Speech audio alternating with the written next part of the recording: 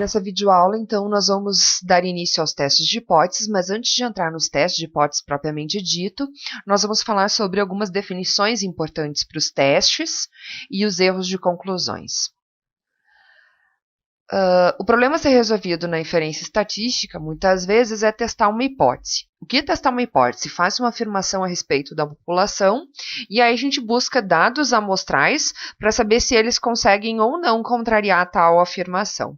Então, daí vem a definição de um teste de hipótese. O teste de hipótese é um procedimento estatístico onde se busca verificar uma hipótese a respeito da população, tendo por base dados amostrais.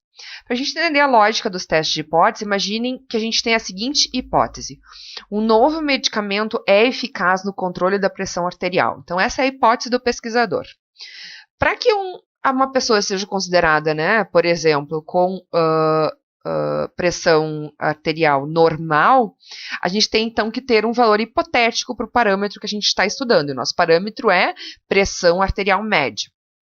Vamos supor, então, 130 seja este o valor de referência. Eu vou lá, então, pegar uma amostra de pessoas que vão ser tratadas por este novo medicamento, e aí, depois de determinado período de pesquisa, nós vamos, então, observar o valor da estatística, ou seja, a média da amostra destes pacientes que foram tratados com o medicamento em teste. E aí obtivemos, por exemplo, 135. A pergunta que cabe agora é: qual é a diferença entre o valor que a gente observou na estatística e o valor hipotético para o parâmetro? Com base nesta diferença, nessa magnitude de diferença, nós vamos então tomar a nossa decisão. Se essa diferença for considerada pequena, a gente não rejeita a hipótese, ou seja, o resultado que a gente obteve na amostra é próximo ao valor hipotético do parâmetro, para considerar então uma pessoa com pressão arterial normal. E, portanto, a gente confirmaria a nossa hipótese aqui de que o medicamento é eficaz no controle da pressão arterial. Já se a diferença for grande, a gente rejeita a hipótese, ou seja, o resultado encontrado na amostra é bastante diferente do valor hipotético do parâmetro, que considera, então, uma pessoa com pressão arterial normal. E, portanto, nós diríamos, então, que o nosso medicamento não é eficaz no controle da pressão arterial. Bom, hipóteses. As hipóteses estatísticas são suposições que a gente faz a respeito dos nossos parâmetros. Média, variância e proporção, por exemplo, que são os três que a gente vai ver aqui neste curso. Quando a gente faz teste de hipótese, a gente sempre tem que definir dois tipos básicos de hipótese estatística. A hipótese de nulidade, ou hipótese nula, é a H0. É a hipótese que está sob verificação e que vai supor a igualdade dos parâmetros que estão sendo comparados, ou a igualdade do parâmetro com um valor hipotético. Já a hipótese alternativa, a HA, ou H1, índice 1 no lugar do A, é a hipótese que vai ser considerada caso a hipótese de nulidade seja rejeitada pelo teste. E aí vai supor que os parâmetros comparados são diferentes, ou que o parâmetro é diferente do valor hipotético. Vamos pensar no seguinte exemplo para a gente entender o raciocínio. Então, para a gente verificar se uma nova droga é eficaz no tratamento da pressão alta, a pressão média de um grupo de pacientes submetidos a esta droga, ou seja, uma amostra de pacientes, vai ser comparado com um valor que é considerado normal, ou seja, o valor padrão, semelhante àquele do raciocínio que a gente fez, para entender os testes de hipóteses. Então, na verdade, o que a gente tem a gente quer inferir para a nossa população, mas dessa população, então, a gente tira uma amostra representativa, dela a gente obtém uma estimativa do nosso parâmetro de interesse, que, por exemplo, seria a pressão arterial média, e a gente tem um valor conhecido e comprovado, que é o nosso valor hipotético, a gente vai chamar de μ0, que é o valor, então, de referência para considerar, então, uma pessoa com pressão arterial normal. E nós vamos fazer a comparação do valor da amostra com o valor hipotético do parâmetro. Então, na prática, o que a gente tem lá na hipótese H0 é que a média, a pressão média das pessoas é considerada, então, igual a 130, e se a gente aceitar, decidir por esta hipótese, a gente estaria dizendo que o nosso medicamento é eficaz. E a hipótese alternativa poderia ser desse tipo aqui, né? Ou seja, dizer que a pressão arterial média das pessoas submetidas a essa nova droga é diferente de 130. Ou seja, ou pressão muito baixa ou pressão muito alta, ou hipotensão ou hipertensão. E, portanto, nós diríamos que esse medicamento não é eficaz. Ou ainda, a gente pode pensar em hipóteses alternativas, chamadas de hipóteses alternativas unilaterais. Então, aqui a gente estaria dizendo que as pessoas ficaram, no final das contas, com hipertensão, o resultado ficou maior que 130, ou aqui hipotensão, que o resultado ficou menor que o 130, por exemplo. Certo? Então, a gente tem esses três tipos de hipóteses. A bilateral, que inclui essas dois tipos de diferenças, que são as unilaterais, a direita e a esquerda. E sempre que a gente pensa num teste de hipótese, a gente tem que escolher uma delas. A gente já vai entender como chegar, né, à decisão de qual dessas hipóteses a gente tem, hipóteses alternativas a gente tem que escolher. Antes disso, vamos olhar um outro exemplo. Imagina que o nosso objetivo fosse verificar entre métodos de ensino, 2 métodos de ensino, qual dá o melhor desempenho quanto ao aprendizado dos alunos. O que a gente faria? A gente compararia as notas dos alunos de 2 turmas, que seriam as nossas 2 amostras, cada uma delas submetida a um dos nossos métodos de ensino. Então, vejam, 2 populações estão sendo comparadas. Para fazer essa comparação, né, a gente vai lá e tira 2 amostras representativas, respectivamente, de cada uma das populações. E aí, nestas amostras, a gente vai lá e tem uma estimativa da média, que seria lá, né, o aprendizado, né, esse Mi1, o aprendizado dos estudantes com o método 1, e Mi2, o aprendizado dos estudantes com o método 2. E aí compararíamos essas estimativas, x/1 com x/2, para saber se elas são próximas ou não. Se elas forem consideradas próximas, a nossa H0 estaria ganhando, diria o quê? Que Mi1 igual a Mi2, ou seja, o aprendizado tanto com o método 1 quanto o método 2 são os mesmos. Já a hipótese alternativa poderia ser desse tipo, a hipótese bilateral, que se estes 2 valores forem bastante diferentes, a diferença entre eles for considerada grande, eu estaria então rejeitando a hipótese de nulidade e a gente ficaria com a hipótese alternativa, dizendo que há diferença entre os 2 métodos de ensino. Ou poderíamos pensar em hipóteses unilaterais, de que o método 1 é melhor que o método 2, ou de que o método 2 é melhor que o método 1, né? Então, o nosso objetivo vai ser escolher uma dessas 3 hipóteses alternativas. Para a gente entender o uso de um caso e de outro, né, quando que eu vou usar a hipótese bilateral e quando que eu vou usar a hipótese unilateral, a gente vai olhar 2 exemplos. O primeiro, a gente quer verificar se um novo medicamento é eficaz no controle da pressão arterial. Então, nós vamos fazer o quê? Comparar 2 populações. Uma população de hipertensos que vai fazer uso, né, com o uso do medicamento que a gente está querendo testar, e uma população de hipertensos que não vai utilizar o medicamento. Então, a gente tem lá, o nosso objetivo é comparar essas 2 medicações, né? Comparar essas 2 populações, uma que está sob o uso do medicamento e outra sem o uso do medicamento. A variável em estudo é a pressão arterial das pessoas e o nosso objetivo vai ser comparar estes 2 parâmetros, pressão média de quem usou com o medicamento e pressão média sem o medicamento. A nossa hipótese de nulidade, né, vai sempre prever, lembram lá, né, que é a igualdade dos parâmetros, ou seja, que a nossa a pressão com o medicamento é a mesma pressão sem o medicamento. Ou seja, né, pensando em termos de eficácia, a gente estaria falando que o nosso medicamento não é eficaz, porque a pressão média de quem tomou o medicamento ficou o mesmo de quem não tinha o medicamento. E a nossa hipótese unilateral deveria ser a nossa hipótese alternativa, deveria ser unilateral.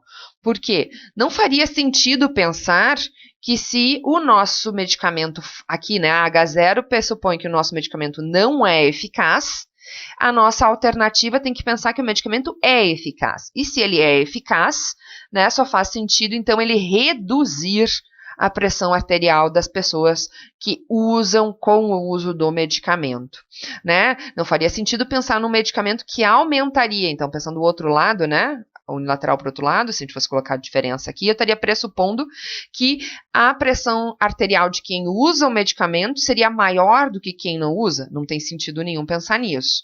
Ou seja, quando temos motivo suficiente para supor que uma das médias será maior que a outra, podemos formular uma hipótese alternativa unilateral, que é mais específica.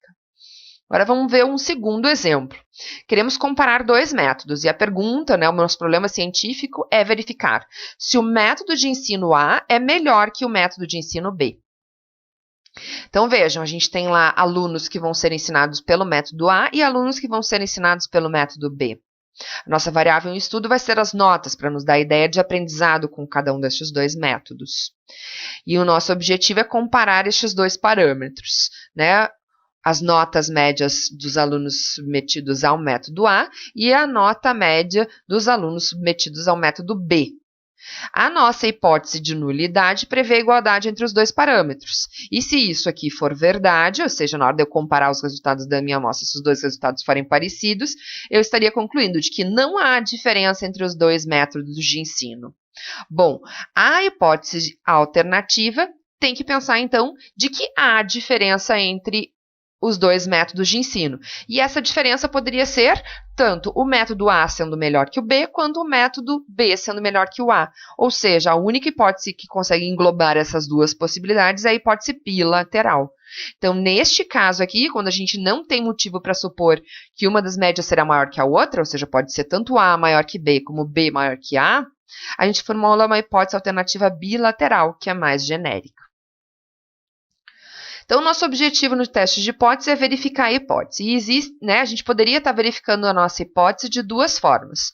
Uma delas seria olhar a população inteira, ou seja, todos os alunos ensinados pelos dois métodos, ou ainda todos os hipertensos com e sem o uso do medicamento, e comparar as médias. Ou ainda avaliar amostras retiradas das populações e utilizar um teste estatístico que compara as médias das amostras. O que a gente precisa considerar? Primeiro, o primeiro caso, que muitas vezes seria impossível, avaliar todos os alunos ou todos os hipertensos. E segundo, que o processo de amostragem pode fornecer uma precisão bastante suficiente. Então, será muito mais econômico e menos trabalhoso utilizar amostras das populações para poder verificar as nossas hipóteses. E esse, então, é o objetivo do teste estatístico, dos testes de hipóteses. Só que sempre que a gente faz, então, lembram lá, quando a gente conclui para toda a população, tendo por base uma amostra, existe chance de errar. E agora, então, nós vamos falar sobre os erros de conclusões relacionados a um teste de hipóteses. Vamos olhar lá dois exemplos para a gente conseguir entender essa ideia. Suponha que temos um grupo econômico que queira financiar a campanha do candidato X. Se esse tiver condições de se eleger no primeiro turno, certo? Então, o grupo econômico precisa avaliar se este candidato tem condições de se eleger no primeiro turno, porque se ele se eleger no primeiro turno, o grupo econômico estaria tendo um ganho ao financiar a campanha, porque vai ter lá algum tipo de benefício a ser, tomado depois do ganho no primeiro turno. Então, a pergunta é, o grupo econômico deve ou não deve financiar a campanha do candidato X? Bom, nós temos uma hipótese, Só no dia da eleição é que a gente vai saber se isso aqui vai acontecer ou não, Se o candidato se elege no primeiro turno. Então, essa é a nossa hipótese. Se o candidato se elege no primeiro turno, ou seja, essa hipótese pode ser verdadeira ou pode ser falsa. E a decisão do grupo econômico vai ser se vai investir ou não na campanha. Se a hipótese for verdadeira, ou seja, o candidato se realmente se eleger no primeiro turno, investir na campanha seria uma decisão correta, porque ele investiria e ganhariam dinheiro com este candidato. Se a hipótese for falsa, ou seja, se o candidato não ganhar no primeiro turno, uma decisão correta seria não investir na campanha, porque não investiria e também não ganharia, não teria ganho nenhum. Já, se a hipótese for verdadeira, ou seja, se o candidato realmente se eleger lá no primeiro turno e o grupo econômico decidir não investir na campanha, tem um erro de decisão. Nós vamos chamar aqui de erro do tipo 1. Ou seja, ele não investiu, mas o candidato acabou se elegendo. Então, ele teve uma perda, deixou de ganhar não investindo nesse candidato. E uma outra possibilidade de erro a ser cometido na decisão é se a hipótese for falsa, ou seja, o candidato se elege no primeiro turno e erroneamente, né, o grupo econômico decide investir na campanha. Então, o erro do tipo 2, porque investiu e o candidato perdeu. Né? Se a gente avaliar um pouquinho mais esses dois erros, a gente pode perceber que o erro do tipo 1 seria um erro mais grave, né? Ou seja, a perda que o grupo econômico teria seria maior se ocorresse o erro do tipo 1 do que o erro do tipo 2. Porque no erro do tipo 2, eles perderiam simplesmente o investimento. E já no erro do tipo 1, né, não investindo e o candidato se elegendo, eles perdem um potencial ganho em função desse candidato, né, ser efetivamente, então, o vencedor da eleição. Para tentar entender mais um pouquinho sobre esses tipos de erros, vamos olhar um outro exemplo, né, que fica claro entender as diferenças. Imaginem o seguinte, um réu, né, está sendo julgado por um juiz para decidir se o juiz, né, o juiz vai decidir se ele é condenado ou não condenado, né? Então a decisão do juiz vai ser não condenar ou condenar este réu. E este réu pode ser inocente ou culpado. De fato, só quem sabe se o réu é inocente ou culpado é ele.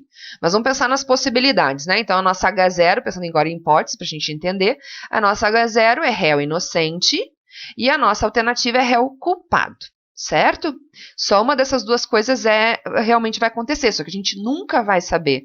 Imagine que nem na nossa população. Eu nunca vou saber qual das duas hipóteses são verdadeiras, né? Se é a H0 ou se é a HA. A mesma coisa é no caso do réu. O juiz não sabe se o réu é inocente ou culpado.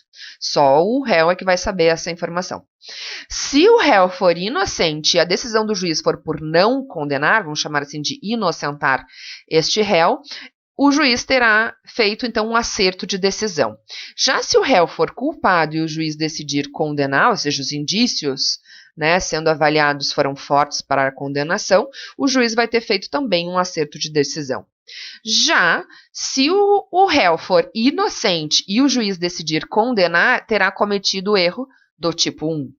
Já se o réu for culpado e o juiz decidir não condenar, terá cometido o erro do tipo 2. Mais uma vez, a gente consegue perceber que o erro do tipo 1 é um erro mais grave. Imagina, né? Prender, né, condenar e deixar livre, privar da liberdade uma pessoa que não cometeu crime algum, que é inocente. Né? Então, este erro seria bem maior que o erro do tipo 2. Então, geralmente, o que a gente tem é isso. Né? Pensando em termos genéricos de hipóteses, na H0, então, igualdade dos parâmetros, e na alternativa, a diferença dos parâmetros. Se H0 for verdadeiro, um acerto seria não rejeitar a minha H0, ou seja, ficar com H0, certo? Muitos livros chamam de aceitar H0. A gente vai preferir o termo não rejeitar, certo? Que é mais correto, pensando do ponto de vista de teste estatístico. Já se a hipótese alternativa for falsa, ou seja, os parâmetros realmente são diferentes, isso que for falso, então realmente são diferentes, a melhor decisão vai ser rejeitar H0 e ficar com HA, né? Ou seja, a hipótese alternativa. Já se a hipótese H0 for verdadeira, realmente há diferença entre os dois. Perdão, não há diferença entre os dois parâmetros sendo comparados, eu erraria ao rejeitar, ou seja, o resultado da minha amostra, os resultados das minhas amostras, né, as médias sendo comparadas nas duas amostras, deram uma magnitude grande, a diferença entre elas. Portanto, me levaria, ou seja, os indícios a rejeitar H0, e eu estaria cometendo o erro do tipo 1, declarando uma diferença quando, na verdade, ela não existe. E esse é o erro do tipo 1 chamado de alfa, o nosso nível de significância. Já se a H0 é falsa, ou seja, os dois parâmetros realmente são diferentes, mas os indícios amostrais me levam a não rejeitar, ou seja, as duas médias das amostras são muito parecidas, são próximas, a minha decisão seria então concluir de que não haveria diferença entre elas, e eu não rejeitaria H0, eu ficaria com H0, e teria cometido o erro do tipo 2, ou seja, não declarar uma diferença quando de fato ela existe. Esse é o erro do tipo 2, chamado de beta. As duas taxas de erro né, alfa e beta, estão relacionadas de forma negativa. Ou seja, se eu quiser reduzir um erro, eu estaria aumentando automaticamente o outro. Certo? Então, a única forma de eu conseguir reduzir os dois erros ao mesmo tempo é aumentando o tamanho da amostra, que nem sempre é viável. Então, em geral, a preocupação deve estar voltada para um dos erros. E geralmente é o erro do tipo 1, como a gente viu naqueles exemplos que eu mostrei, que é então o nosso nível de significância alfa, que o pesquisador vai poder então fixar no início do teste de hipóteses. E aí, então, a gente falando sobre isso, é importante, antes da gente partir para os testes propriamente ditos, falar dos passos para a construção de um teste de hipóteses. Nós vamos seguir estes passos.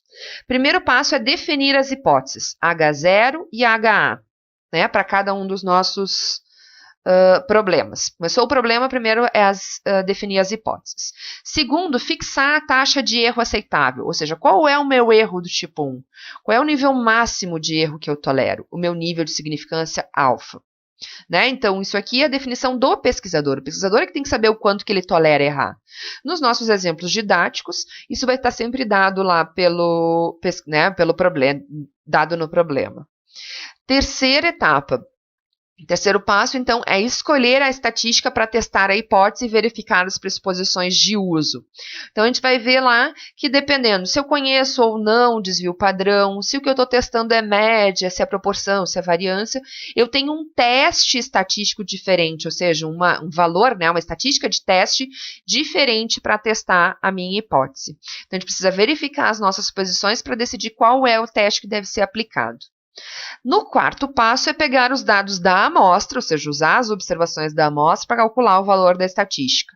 Ou seja, qual foi a média da minha amostra, o tamanho da minha amostra, o desvio padrão da minha amostra, para colocar na estatística de teste e obter o valor calculado. Este valor calculado vai ser comparado com um valor da distribuição de probabilidade, lá na nossa tabela, e aí esta comparação é que vai me levar à decisão sobre a hipótese. E aí é a nossa questão de decidir se a gente rejeita ou não a H0 e, por fim, concluir, ou seja, dizer lá se o nosso medicamento é ou não é eficaz, se o método A é ou não melhor que o método B e assim por diante.